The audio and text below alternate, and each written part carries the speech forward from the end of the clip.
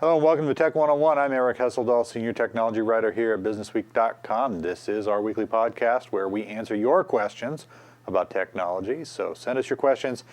Email address is tech101@businessweek.com. As always, we promise to try to answer them and in plain English.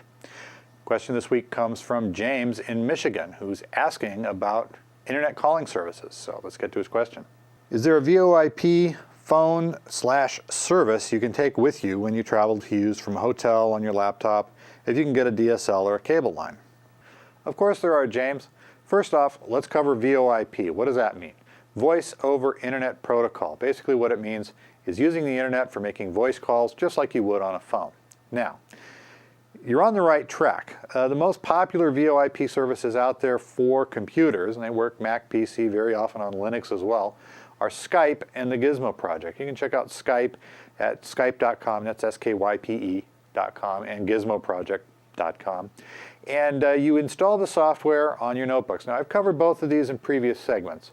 And so you can go back and try those out on your computers. And also, Skype in particular does real well with video conferencing. And I did a separate segment on that as well. So go back in the history and you'll see those prior segments. But when you're traveling, it's a really great way to, one, get around making the expensive phone calls on the hotel phone in your room.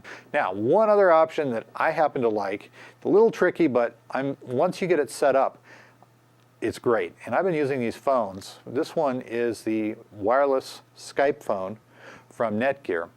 And I've been using it a lot, actually. What it has, it's a self-contained Skype program inside the phone, and it connects to a Wi-Fi network. Now, here's the tricky part. You have to get it connected to the Wi-Fi network first. And so you have to make sure that all those settings are just so.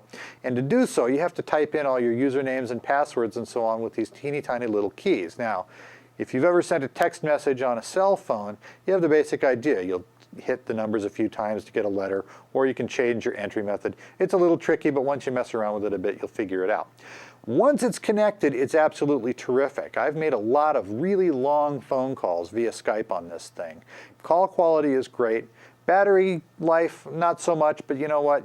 You're only going to make a few calls anyway, typically, and so you'll keep the charger nearby anyway. So it'll work in the hotel lobby, wherever there's Wi-Fi. It'll work wherever you find public Wi-Fi, and it'll also work on your home Wi-Fi networks as well, if you have it there. Now, Netgear isn't the only one that makes them. Linksys makes these phones as well, and they don't just work with Skype.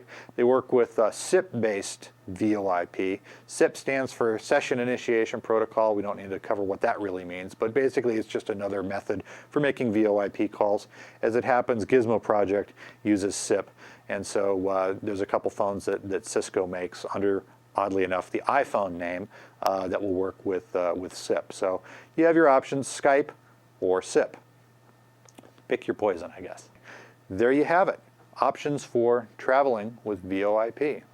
There you are, James. Hope we answered your question pretty well. That wraps it up for Tech 101 for this week. Remember to send us your questions. We love them. We got to have them. Tech101@businessweek.com. We will answer them for you and in plain English.